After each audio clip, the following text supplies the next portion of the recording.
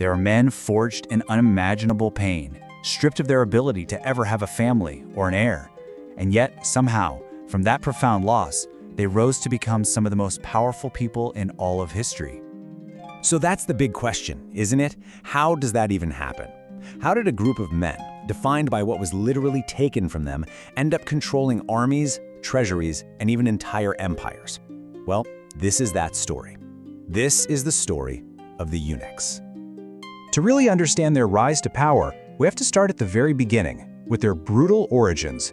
A beginning that was defined by a single, horrifying act. Okay, so let's be super clear on what we're talking about. A eunuch is a man who has been castrated. And this wasn't some new or isolated practice, it goes way back. We're talking ancient civilizations like Babylon, Persia, and Egypt. For thousands of years, this was a thing. But the real question is, why? Why was this done? Well, the reasons were pretty varied, and almost all of them were cruel. First, and this is the one you've probably heard of, they were made into guards for royal harems. Their condition, ensured the chastity of the women inside. Second, it was a really severe punishment for criminals, especially guys convicted of something like adultery. Third, and this is just brutal, it was a business tactic.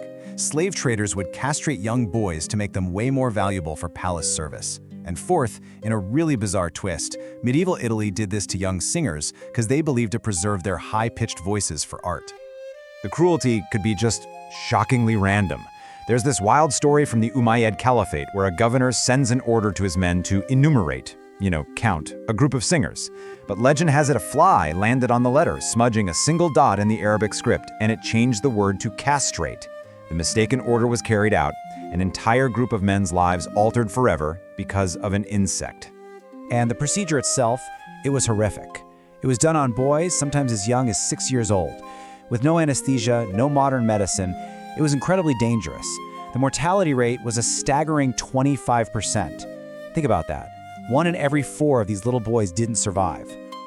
But for those who did survive, this immense suffering created something really unique, a psychological profile that rulers found absolutely invaluable.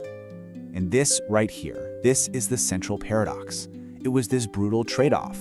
They lost everything that defined a man in that era, their masculinity, the chance to have a family, any hope of leaving behind an heir. But what did they get in return? Well, because they couldn't build their own dynasty, they were zero threat to the throne. This meant they had an unwavering loyalty, a singular ambition that was all about serving the state, and the one thing that mattered most, the ruler's absolute trust. And that unique position of trust, well, that became their ladder to unbelievable power. They went from being servants to secret puppet masters, and in some cases, even rulers themselves.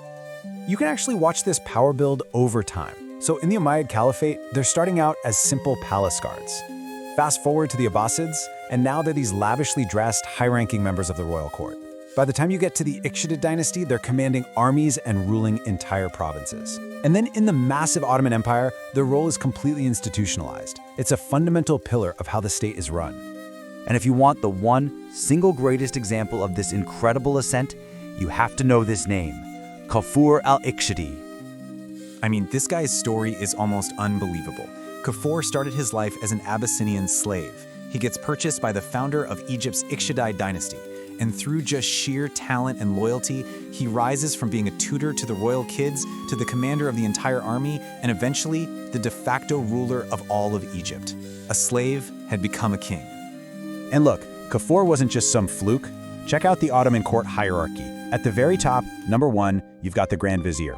Number 2, the highest religious authority. And who's number 3? The Chief Black Eunuch.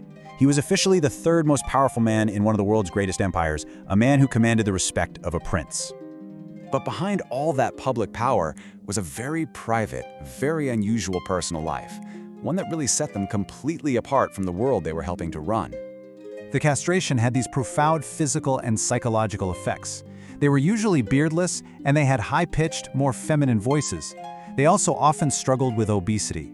And psychologically, the trauma of what they'd been through left a lot of them prone to these sudden flashes of fear and anger, like a constant echo of their past. Which brings us to a really fascinating question, one that kind of challenges our assumptions. We know they couldn't have sexual relationships or biological kids, so why on earth would they get married? Some of them even had 2 or 3 wives. What was that about? Well, the answer is kind of hidden in their marriage contracts, which had this very specific and kind of poignant phrase. Think of a kohl pot, the little pot for eyeliner. The contract would literally say, "I have married you to my kohl pot," but without the applicator. It was this poetic but very explicit way of saying, right from the start, that this union was not going to be sexual. So you see, their marriages were about everything else. They were looking for companionship to fight against a life of isolation. They needed someone to manage their households and all the wealth they'd accumulated. And maybe most importantly, they needed someone who would care for them in their old age, a replacement for the children they could never have. For centuries, these men shaped empires, but like all powerful groups, their time eventually came to an end, fading away until all that was left was an echo. Now, over the years, plenty of sultans and viziers tried to curb their immense power, especially their control over the state's money and religious endowments.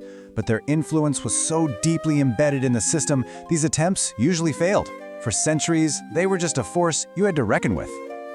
The final chapter of this long story belongs to a group known as the Agas. These were the last of the eunuchs, and they held this incredibly honored position as the guardians of the holy mosques in Mecca and Medina, a tradition that actually continued all the way into the modern era.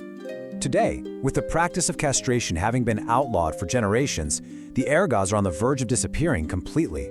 As of right now, there are only 3 left in the entire world, and all of them are over 90 years old. So when these last 3 men pass away, a chapter of human history that has stretched across millennia will be closed forever. And it leaves us with one final big question. What does this incredible and often brutal story teach us about power, about sacrifice, and about the extraordinary human capacity to survive and even thrive against all possible odds?